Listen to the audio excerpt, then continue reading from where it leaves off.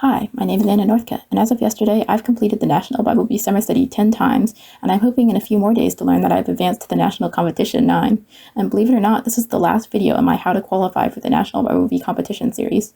Can you guess what we're going to be talking about? The qualifying test. I'm acting like you didn't already see the title on thumbnail.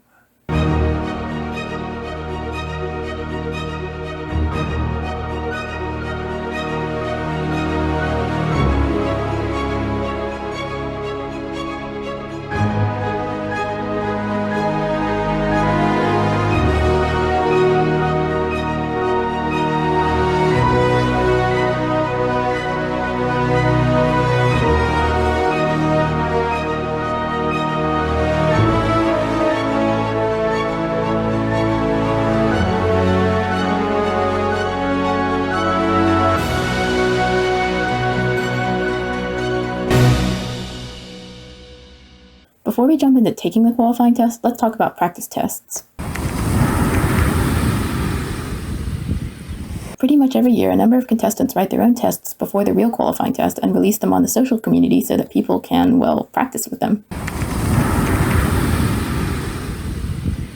Some people aren't the best at test taking, and that can actually make or break you qualifying for nationals, at least in my opinion. There's so many things that you don't even think about studying or you might have missed, and by taking a wide variety that different people have created, you kind of get the idea of what types of questions could be on the qualifying test, and if you're missing any big gaps in your studying. If you're getting all the Hebrew or Greek word questions right, don't keep studying Hebrew. But if you're missing half of the cross-reference questions, definitely study those. Almost everyone I interviewed strongly recommended taking them. However, Eden Beck did make a point that I actually really appreciated. I did take practice tests, but I wouldn't recommend them to anyone because they actually extremely discouraged me, but I guess that's just my personality. I was like, oh my goodness, I only got 50% or something, but the qualifying test was nothing like the practice test. So there's no point in getting discouraged and feeling like you're not going to make it when you actually do make it. Now, my mom has run into the same problem with my brother, and it's a bit of a conundrum because she knows taking practice tests is great, right? But she also knows how demoralizing a hard practice test can be, even to the point of making you lose motivation to study because you think qualifying is a lost cause anyway. As a parent of primary kids, addressing other parents of primary kids, I would say that it is a good idea to actually look through the practice test on your own before you give it to your child, because the practice test may have information that you haven't learned, because sometimes people are trying to find the hardest questions and most obscure things they can on a practice test. I felt bad for the people that were taking my tests because I was like, I wouldn't know this either, guys, but I wrote the test. So here we are. For newer people, especially, I feel like they don't know that Bible Bee tests are usually made by their participants are usually harder than the regular tests. So even though 2022 nationals test was insanely hard. The thing is, people usually make their practice tests way harder than they expect the real test to be, and then every so often Bible Bee actually matches or even exceeds the difficulty level of the practice tests. But then nobody, not even the people who wrote the really hard practice tests, saw that coming. So you shouldn't take a practice test and think, oh, this is what the real test is going to be like, nor should you think that everyone in Bible Bee except for you is studying all the stuff that gets put on the practice tests, because I can assure you that's not the case. I'm claiming first dibs on this question. Any objections? Okay, cool. One of the easiest ways to know if a practice test was hard is to find wherever it got posted, usually the National Bible Bee social community, and check the comments. And if a lot of people said something like, that was a really good test, I learned a lot, what they actually mean is, that test destroyed me! Where did you even find all this information? And how am I possibly going to qualify when there are people this smart in Bible Bee? Oh, you had something to say, Reed? Sorry, go ahead. I like ranking docs afterward because you can usually tell if it's a really hard test. Sometimes everyone is just a genius and then I feel bad, but that still doesn't mean you're not going to qualify.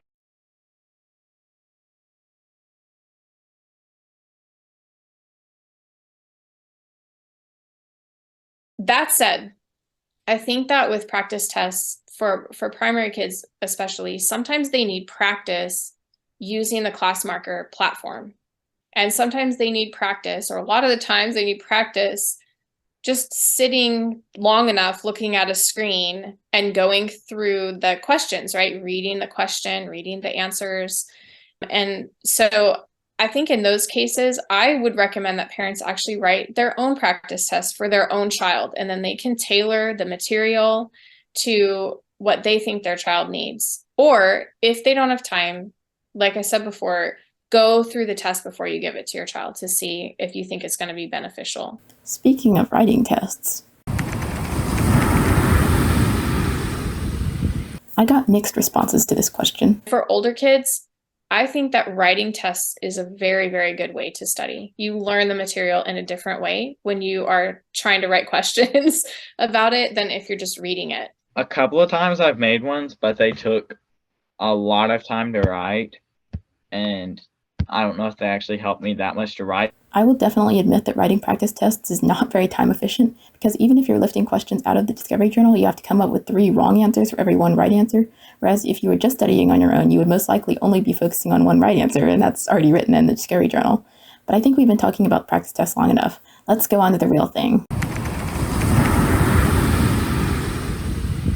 The most basic approach in terms of strategy would probably be just going through the test from start to finish, answering each question as you came to it, maybe revisiting some questions you weren't sure of at the very end, but generally speaking, you already gave everything your best guess the first time round. I would say this method is great as long as you don't struggle with timing out. One is to not take too long on each question. We're allowed to use scrap paper, so I will write the question down, or now I think you can actually bookmark them. And if you can't think of an answer, just pick the closest that you can quickly. And then if you have time, go back to it. Otherwise, you might run out of time. Essentially, if you're timing out a lot on practice tests, make sure to answer first any questions that you know right off the bat, and then go back and answer the ones that you have to think about for a second. You have to maintain this mindset of, maybe I could answer this question in 60 seconds or whatever, but there might be 30 more questions that I haven't seen yet that I can answer in 5 seconds, and the 60-second question isn't getting me any more points than the 5-second question.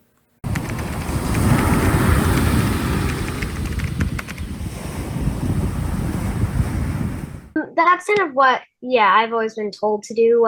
Take it, don't rush through it. If you have any questions you're not sure about, keep going, bookmark it. And then, I like to go back over it and just flip through.